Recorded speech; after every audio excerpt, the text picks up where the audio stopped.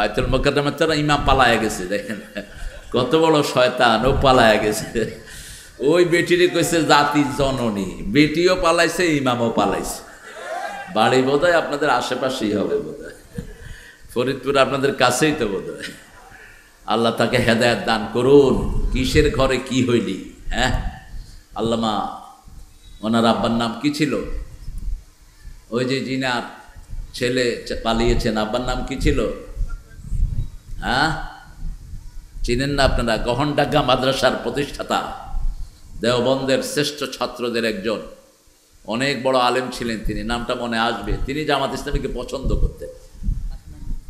না না, ফরিদপুরের শামসুল ইসলাম, শামসুল হক ফরিদপুরি, শামসুল হক ফরিদপুরি। হ্যাঁ, আরে কি জানে না আল্লাহর ওলি। ওনার সুয়াল রুহুল আমিন গ্যান্ডারিয়াতে ইমামতি করতে, আমি চিনি তাকে আগ থেকেই, কিন্তু এত নষ্ট হয়েছে যে জানতাম না। আল্লাহর কাছে আমরা মসজিদের জন্য তৌফিক চাইবো, আমরা যেন মসজিদে যেতে পারি। চাইবেন তো? কথা বলেন না কেন? রাসূল মসজিদ ঝাড়ু দিতেন। কি করতেন? ঝাড়ু দিতেন। দুইজন নবী মসজিদ বানাইছেন, রাজমিস্ত্রি ছিলেন। কি নাম? وَإِذْ يَرْفَعُ إِبْرَاهِيمُ الْقَوَاعِدَ مِنَ الْبَيْتِ وَإِسْمَاعِيلُ رَبَّنَا تَقَبَّلْ مِنَّا إِنَّكَ أَنْتَ السَّمِيعُ الْعَلِيمُ। কোন নবী দুনিয়াতে নিজের ঘর বানান নাই, কোন নবী নিজের ঘরের ভিত্তিপ্রস্তর স্থাপন করেন নাই। রাসূল বলতেন, যারা দুনিয়ায় বিল্ডিং বানায় তারা সবচেয়ে বোকা লোক, সবচেয়ে নোংরা লোক, সবচেয়ে বেকুব লোক। কারণ যেখানের কোনো ভিত্তি নাই, একদিন পরেই চলে যেতে পারি। অনেক লোক বিল্ডিং বানিয়েছে, নিজে সেখানে থাকতেও পারে নাই। কার জন্য এই বিল্ডিং বানাও? এমন জায়গায় বানাবা যেখানে তুমি চিরস্থায়ী হয়ে যাবা। যে ঘরের কোনো ভিত্তি নাই। রাসূল সাল্লাল্লাহু আলাইহি ওয়াসাল্লাম মদিনায় গেলেন, মসজিদে নববীর জায়গাটি সোহেল এবং সোহাইল দুই ভাই থেকে কিনে নিলেন। কিনে নিয়ে তিনি প্রথম খেজুর গাছ দিয়ে সেখানে একটা ঘর বানালেন। ঘরের পিলাল হলো খেজুর গাছ, আর ছাউনি হলো খেজুর পাতা। ভেন্না পাতার ছানি, একটুখানি বৃষ্টি হলে গড়িয়ে পড়ে পানি। এই ছিল মসজিদে নববীর অবস্থা। রাসূল সেজদা দিতেন কাদার ভিতরে। কিসের ভিতরে? কাদা। কাদা বলেন তো আপনারা? বৃষ্টি বালুর উপরে পড়লে যেটা হয় ওটাকে কি কর?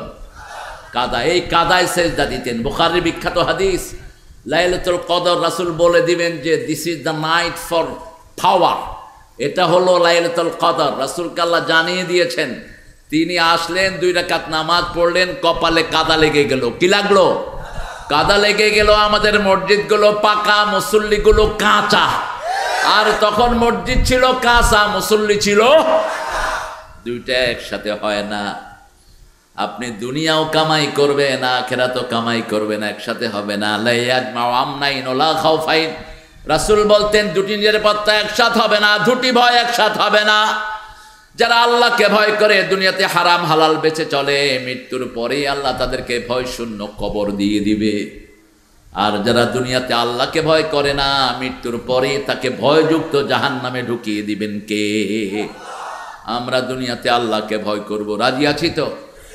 কোনো মানুষের হক খাবো না, হিন্দুরও না। আমাদের অনেকে মনে করে হিন্দুর জিনিস চুরি করতে পারলে আমি বেঁচে গেলাম। না, ওরা মানুষ। ওরা কি? রাসূলের কাছে সব মুশরিকদের আমানত ছিল। তিনি যেই রাতে চলে যাবেন, আলীকে বললেন, আলী এই এই জিনিসগুলো ওই লোকের, ওরা আমাকে মারার জন্য প্ল্যান করেছে। আমার আল্লাহ বলেছেন আমি যেন চলে যাই। আমার বাড়ির চারিদিকে 100 যুবক হাতে হাত দিয়ে তলোয়ার নিয়ে দাঁড়িয়ে আছে আমাকে ধরার জন্য। তবে টেনশন করো না আলী, আমাকে বাঁচিয়ে দিবেন কে?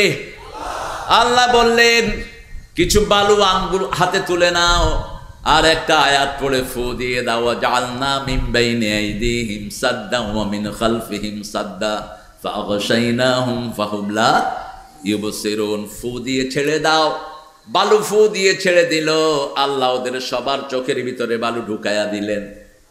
আচ্ছা, বালুতে এমনি করে ফু দিলে একদিকে না যায়, ঠিক না? ঠিক, কিন্তু ঘুরে ঘুরে গেল কেমনে? 100 জন যুবক, সবার চোখে বালু। অবশেষে আল্লাহ জানিয়ে দিলেন, ওয়ামা রামাইতা ইয রামাইতা ওয়ালাকিন্না ইন্নাল্লাহা রামা। ও নবী, আপনি নিক্ষেপ করেন নাই, আপনি বালু উঠিয়েছেন। নিক্ষেপ করার কাজটি আমি আল্লাহ নিজেই করে দিয়েছি। সেই আল্লাহ এখনো আছে না নাই?